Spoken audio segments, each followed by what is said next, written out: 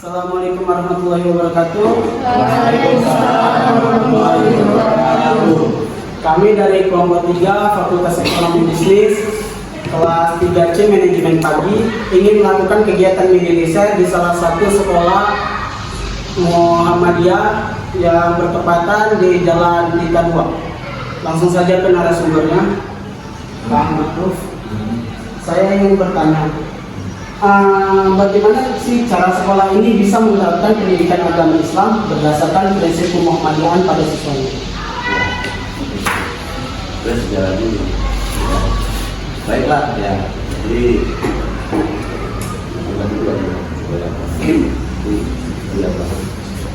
Assalamualaikum warahmatullahi wabarakatuh.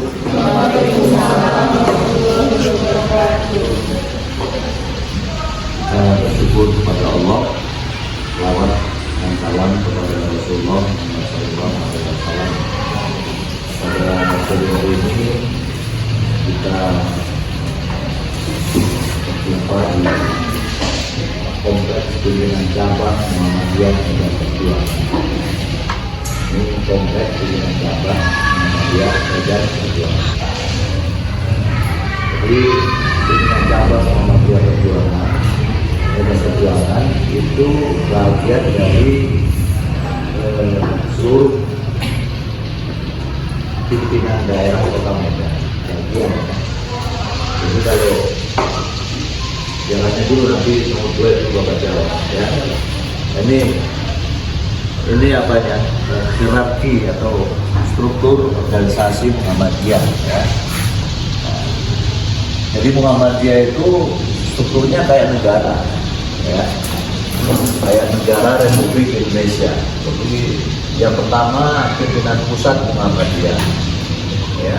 Maka wilayahnya itu Negara Kesatuan Republik Indonesia, selevel dengan presiden. Jadi ketuanya sekarang Profesor Dr. Haidar Nasir, ya, itulah pimpinan atau ketua umum pimpinan pusat Muhammadiyah hasil muktamar yang baru-baru ini dilaksanakan yang ke-48 di kota Surakarta, betul tanggal 18 November 2022 ya. Nah, jadi pimpinan pusat Muhammadiyah. Di bawahnya itu ya adalah pimpinan wilayah Muhammadiyah. Jadi kalau sini Sumatera Utara, ya pimpinan wilayah. Jadi berapa pimpinan wilayah Muhammadiyah di Indonesia? Sebanyak provinsi yang ada di Indonesia. Tahu? Ya, sebanyak provinsi yang ada di Indonesia. Berapa provinsi sudah? Nah, berapa? Ada 35 dan berapa ya? Nah, itulah semua ada pimpinan wilayahnya ya, Muhammadiyah di provinsi ya, selevel dengan gubernur. Kalau wilayah Sumatera Utara ini sekarang dijabat oleh Profesor Dr. Hasim Shah Nasution MA, itu ketuanya ya. Jadi seluruh wilayah Republik Indonesia itu berapa jumlah provinsinya, yaitulah jumlah pimpinan wilayah Muhammadiyah ya. Kemudian di bawahnya lagi adalah pimpinan daerah ya Muhammadiyah ya. Kalau yang kita di sini Kota Medan ya kan. Nah, jadi kalau Sumatera Utara ini berapa kabupaten kota, berapa kota Madya, situlah pimpinan daerah Kota Medan ya, jumlahnya. Ada pimpinan daerah Muhammadiyah Kota Medan yang kedudukannya di jalan-jalan Mandala Bypass ya kan. Ada pimpinan daerah Muhammadiyah Deli Serdang ya kan. Kantornya di Tugu Patang. Ada pimpinan daerah Muhammadiyah Tebing Tinggi yang di kota Tebing Tinggi semua. Jadi semua kabupaten kota dan kota Madya di Sumatera Utara ini jumlahnya itu ada pimpinan daerah Muhammadiyah. Kalau Kota Medan itu dijabat oleh Bapak Dr. Andes Burhanuddin MA. Nah, ini dosen UNSU juga ya, tapi di Fakultas FKIP ya. Dia sekarang nah, jadi selevel dengan wali kota. Kemudian di tingkat bawahnya lagi pimpinan cabang Muhammadiyah ya. Di Kota Medan ini ada 24 kecamatan, ya. Tapi pimpinan cabang Muhammadiyah jumlahnya 31, lebih banyak dari kecamatan yang ada, ya. Nah itulah masih nggak sesuai dengan struktur negara, ya. Jadi ada di kecamatan itu, ya seharusnya 1 pimpinan cabang, tapi ada yang 3, yang 4. Bahkan Medan Perjuangan ini ada 4 pimpinan cabang Muhammadiyah. Ya, 1 ini pimpinan cabang Muhammadiyah Medan Perjuangan. Ya. Ketuanya diamanahkan masih Bapak, ya kan? Sudah 2 periode, 1 periode 5 tahun. Ya. Tapi karena ada pandemi diperpanjang 2 tahun. Ya. Nah, nanti tahun 2023 bulan Agustus itu mengadakan musyawarah cabang untuk memilih pimpinan lagi periode sampai 2020. Ya. Nah, jadi ada pimpinan cabang Muhammadiyah Tegarejo, ada pimpinan cabang Muhammadiyah Malang Perjuangan, ada pimpinan cabang Muhammadiyah Sidoarjo Timur. Jadi 4 dalam wilayah kecamatan Medan Perjuangan. Seharusnya 1 aja, tapi yang dari 4, ya. Yang seperti ini jumlahnya, ya. Polanya ada, mesinnya ada. Dan ini suatu kewajiban mendirikan cabang itu mesti begini. Ini pun masih kurang, ya kan? Klinik belum ada. Itu wajib untuk dibangun klinik. Ya. Kemudian TK sudah ada sekolah. Ya. SMA belum. Nah ini rencana mendirikan SMA. Ya, sudah kita beli dulu tanah sebelah usul itu kan ada dulu di belakangnya itu ada tanah, itu sudah kita beli 2,5 M, ya, tinggal membangun gedung sekolah. Nah, inilah Muhammadiyah di dalam kiprahnya, ya, pimpinan cabang Muhammadiyah Medan Perjuangan yang asetnya ini, ya, asetnya. Jadi ya, sekolah di sini adalah tingkat dunia, tingkat SD, tingkat SMP, TK Abang. Ya. TK Abang itu yang ngelola ibu-ibu Aisyah, ya, bukan bapak, tapi ibu, istri-istri orang-orang Muhammadiyah, itulah namanya di dalam ortom khusus Aisyah. Ya, jadi Muhammadiyah Medan Perjuangan ini didirikan tahun kira-kira 1965, ya, dengan PKI itu pecahan dari pimpinan cabang Muhammadiyah Kampung Bundian pecah. Jadi kalau sudah terlalu luas pecah, jadi ada pembentuk pimpinan cabang. Ya, jadi apa sebenarnya program Muhammadiyah, ya, terutama di Medan Perjuangan ini? Sebenarnya programnya itu adalah sebagai perpanjangan tangan dari pimpinan pusat, ya. Tapi tentunya skopnya itu di wilayah Medan Perjuangan, ya. Ada skala prioritas yang dilakukan oleh pimpinan cabang Medan Perjuangan. Tentang pendidikan namanya, ya, Muhammadiyah itu kan kalau kita pelajari kan sebagai gerakan Islam dakwah amar ma'ruf nahi munkar. Kalau dalam kepribadiannya kan ditujukan kepada 2 golongan, ya kan? Yang Muslim, yang masyarakat, yang perseorangan dan masyarakat, yang Muslim dan yang belum Muslim.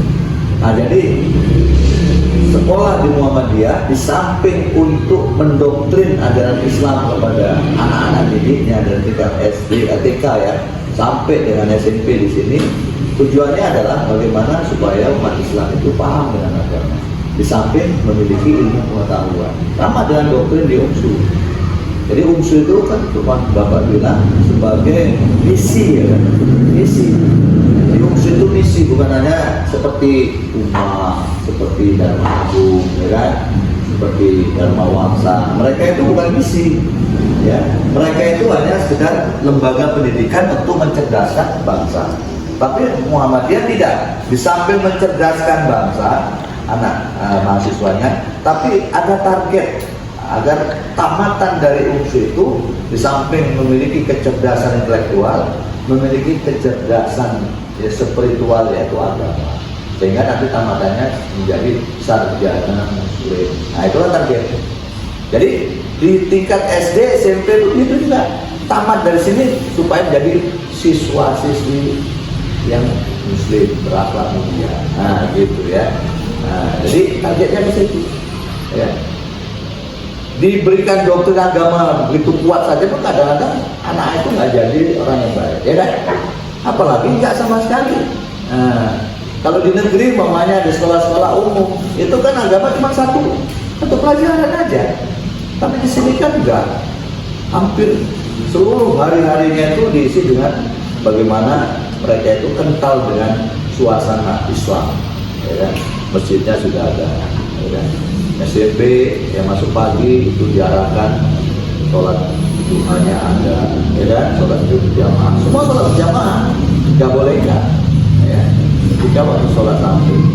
Nah, jadi doktrin kemuhammadiyahan itu sudah diterapkan dari sejak tingkat SD supaya kenal Muhammadiyah ini sebagai organisasi Islam, ya, yang menggerakkan Islam lewat pendidikan, ya, itulah ya Muhammadiyah. Jadi ini semua adalah milik dari Persyarikatan Muhammadiyah, ya, dari tingkat pusat sampai tingkat cabang.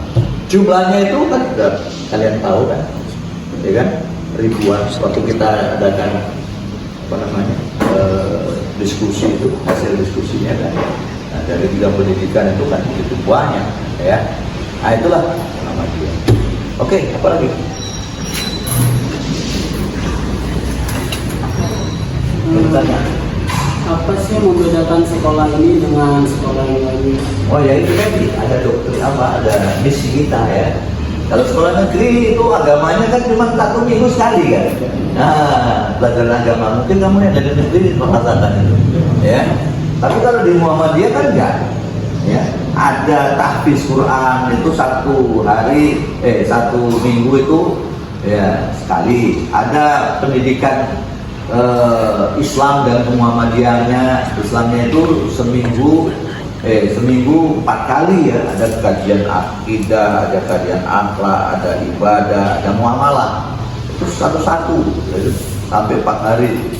Kemudian ada lagi kajian kemuhammadiyahnya lagi, 1 minggu 2 kali. Nah, jadi sudah berapa? Dibandingkan sekolah negeri jauh kan, ya kan? Belum lagi praktek-praktek agama di masjid itu, ya. Nah, inilah yang namanya misi Muhammadiyah. Jadi bukan hanya sekedar kecerdasan, ya, yang ditargetkan untuk anak didiknya, tapi juga moral, akhlakul karimah menjadi target yang utama. Karena manusia ini dianggap berhasil, dianggap baik, dianggap bermanfaat kalau punya akhlak. Kalau enggak, apa juga? Apa ibadahnya itu? Kalau akhlaknya enggak ada, ya.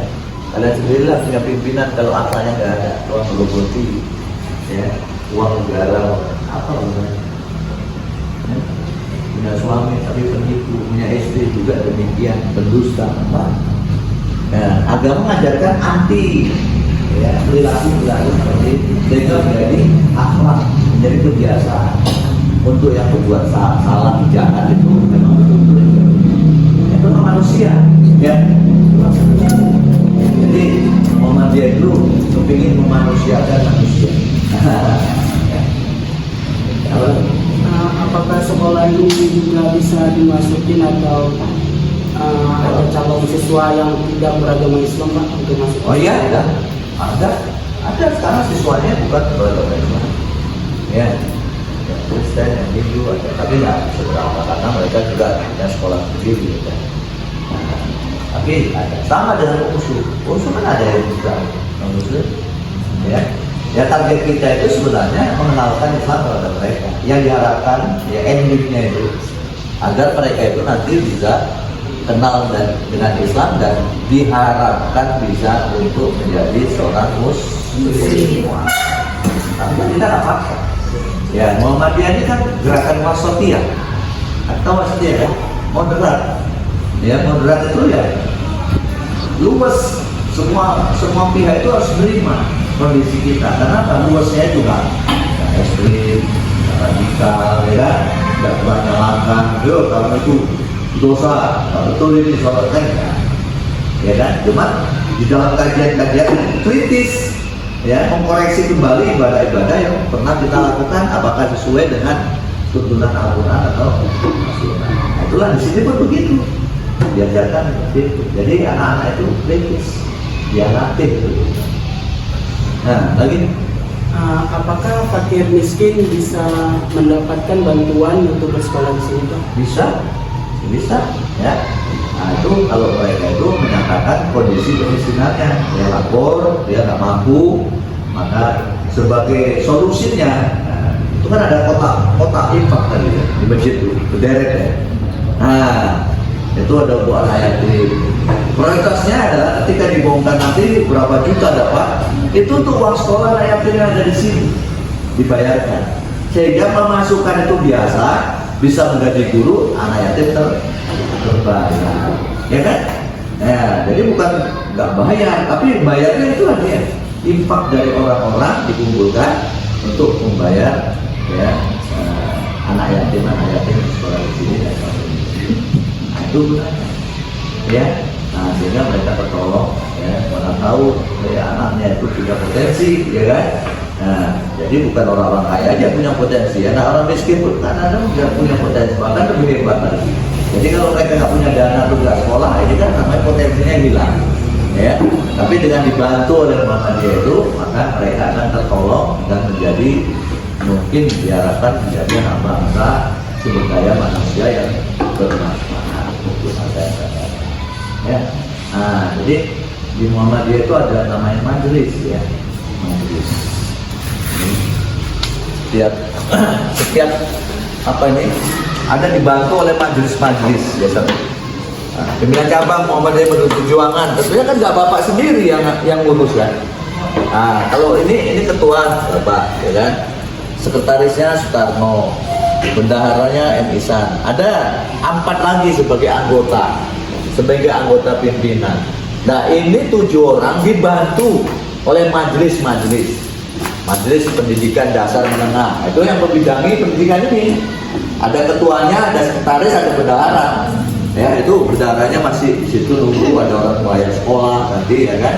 Nah itu keuangannya sendiri untuk ngurusin sekolah ini. Ya membantu pimpinan cabang. Ya itu namanya majelis. Ya, masjid, siapa yang ngurusin masjid? Itu ada majelis tabligh dan dakwah khusus namanya. Ketuanya, sekretaris, bendaharanya ada.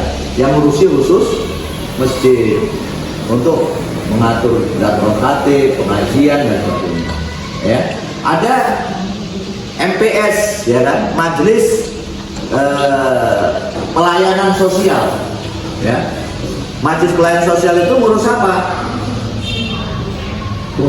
Ngurus ya orang-orang yang ditimpa musibah, ya kan, kematian, sakit, ya, kemudian ketika menikah, ya, itu diurusi. Anak yatim kan ada di santuni setiap tahun, ya. Nah, ini ada satu. Bahkan di satu cabang lagi ada sekolah untuk kaum apa namanya terakhir kita pelajari dia apa di defabel, ya kan? Nah, itu defabel itu dilayani juga di Muhammadiyah karena mereka itu adalah manusia, cuma ada kekurangannya, maka sekolahnya itu dikhususkan defabel. Nah, itu ditembung ada sekolahnya khusus itu defabel. Ya, itulah dia pelayanan kepada masyarakat, ya. Nah, jadi kita baik-baik aja kepada masyarakat di sini. Ada perbedaan itu biasa, ya kan? Udah kembali. Dan yang terakhir Pak, prestasi apa yang sudah diraih sekolah ini? Ya alhamdulillah, dulu kan nggak kayak gini gedungnya. Aduh, ya kan? Dulu cuma 32, sekarang 33. Tambah lagi sana, ya kan? Udah prestasi namanya, ya, dari Kisarana. Kemudian insya Allah tahun depan kita sudah mendirikan SMA dan tanahnya dalam proses untuk kita beli. Itu kan prestasi namanya, ya. Dulu masjidnya nggak kayak gini, masih kecil, tapi sekarang sudah besar. Ya, anak sekolah dulu yang masuk di sini ya mayoritas itu masyarakat yang bukan anggota Muhammadiyah, seperti kamu, ya. Tapi kan orang Muhammadiyah namanya kan, mengikut Nabi Muhammad, tapi bukan anggota organisasi Muhammadiyah. Yang sekolah sini 80% itu masyarakat jauh-jauh, ya, percaya dengan ya perguruan ini. Dia kepingin anaknya itu menjadi anak yang cerdas dan juga anak yang beragama, punya akhlak karimah. timbang saya sholatkan di Budi Murni. Tahu Budi Murni? Sekolah Katolik. Ya kan ada sekolah Katolik Korea banyak di sana. Tapi itu asal mau masuk diajarin. Nah, mesti, ya. Jadi orang tuanya itu salah kamar itu. Makanya kita tawarkan di sinilah yang cocok bagi anak-anak ya, orang Islam itu. Di samping pendidikan agamanya banyak dan cukup dalam pendidikan umumnya, nggak dikurangi. Ya. Jadi mana tahu nanti kalau udah kawin tinggal di sini jangan pulang ke tempat lain lagi. Ini sudah ada sarananya, ya. Nah, begitu.